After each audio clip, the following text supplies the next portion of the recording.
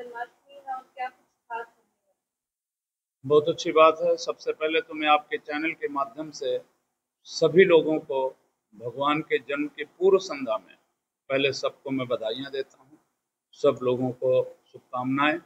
और कल बहुत अच्छे ढंग से भगवान सबका जन्मदिन सभी लोग मनाएं और मनाना भी चाहिए। देखिए, इस बार जन्माष्टमी का त्यौहार विशेष है। सोमवार या बुधवार को अष्टमी जन्माष्टमी आए तो उसे जयंती योग कहा जाता है और इस बार जयंती योग बन रहा है। और सबसे बड़ी बात जो है वो इस बार की विशेषता ये है कि हमारे सनातन धर्म में शैव और वैष्णव का युद्ध हमेशा होता चला आ रहा है, जो जन्माष्टमी और एकादशी के लिए लोगों तो इस बार जयंती योग बन रहा है। और मैं जैसा कि बता रहा था कि शैव और वैष्णव का हमेशा आपस में सामंजस्य नहीं बन पाया, तो जन्माष्टमी और एकादशी के त्योहारों में हमेशा उथल पुथल रही। कुछ लोगों ने पहले जो उदया तिथि में मिले उसे माना, कुछ लोगों ने विशेषता द्वादशी की रखी। इस तरह करके एकादशी का तालमेल नहीं बैठा। और जन्माष्टमी का यही रहा स्मार्त और वैष्णव का। स्मार्तों ने कहा हम पहले दिन की मनाएंगे, वैष्णव ने कहा हम दूसरे दिन की मनाएं। लेकिन ये इस बार पहली बार ऐसा हुआ है, हजारों वर्षों बाद ऐसा संयोग बना है कि वैष्णव और स्मार्त सबके लिए एक ही दिन और एक ही व्रत रखा गया है।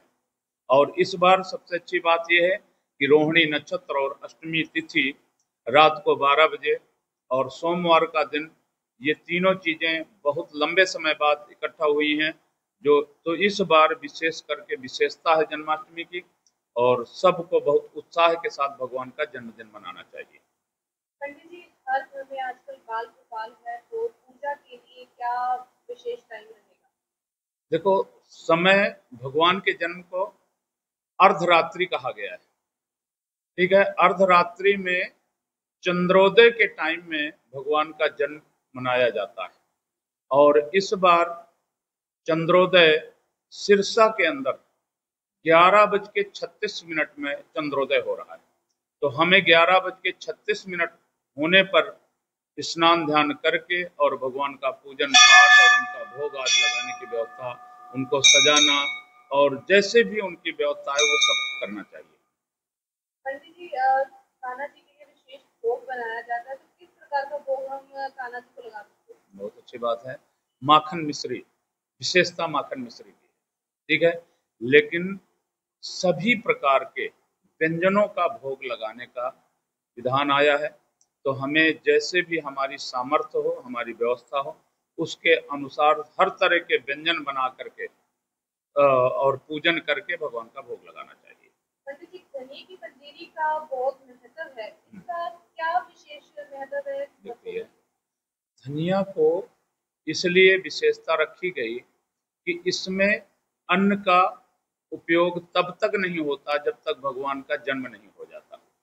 और भगवान की भोग की वस्तुएं हम अन्न की अगर पहले बना लें तो बाद में भोग नहीं लगती। इसलिए धनिया का प्रसाद विशेष करके फलाहार के रूप में भगवान को अर्पण किया जाता है। और पंचामृत दूध आदि से स्नान करा करके ये भोग लगता है।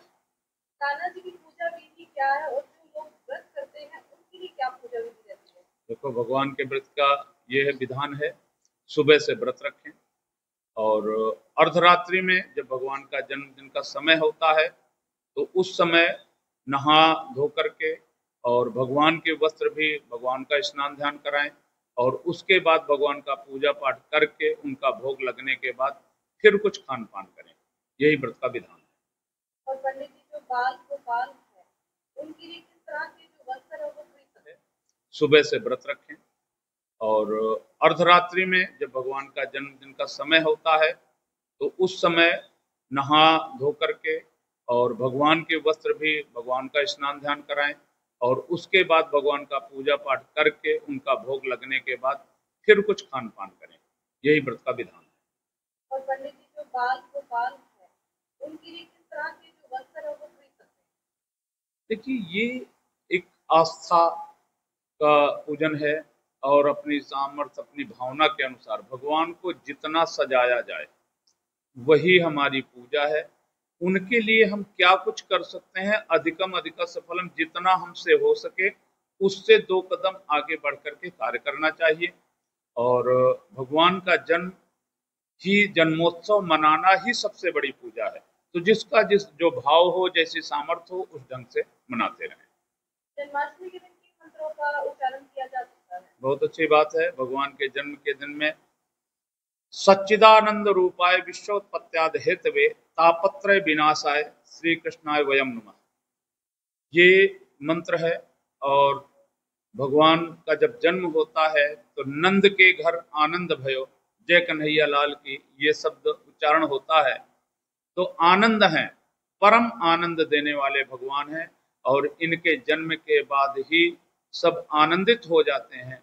और भगवान का जो जन्म है वो हमें आनंद देने वाला है। तो भगवान के नाम का जाप, नमो भगवते वासुदेवाय का जाप करें या श्री कृष्णाय गोविंदाय नमो नमः कहें, जो भी है उनके नाम हजार हैं, अनंत हैं, तो उनके नामों का हमें उच्चारण ज्यादा से ज्यादा करना चाहिए। जिन स्त्रियों को संतान नहीं होती, क्या वो जन्माष्टमी के दिन खास उपाय कर सकते हैं? बिल्कुल कर सकते हैं। देखो, इनका एक लड्डू गोपाल के रूप में भी पूजन हुआ है। लड्डू गोपाल का मतलब यही होता है कि जो छोटा से छोटा बच्चा जिसने अभी जन्म लिया है उसको हाथ में कोई चीज आप पकड़ा देते हैं तो वो मुट्ठी बंद कर लेता है और वो मुट्ठी जल्दी से उसकी खुलती नहीं है। इसीलिए इनको लड्डू गोपाल के रूप में इनका पूजन होता है कि भगवान का जन्म हुआ, वहां पर सभी लोग उत्सव मना रहे थे, उनके हाथ में जिसने जो पकड़ा दिया उसको मुट्ठी बंद करके उन्होंने रख लिया। तो लोग ज्यादा से ज्यादा जब उनका भोग लगा रहे थे तो कोई मिष्ठान में लड्डू पकड़ा रहा है, कोई कुछ वस्तुएं पकड़ा रहा है, तो उन्होंने मुट्ठी बंद कर ली।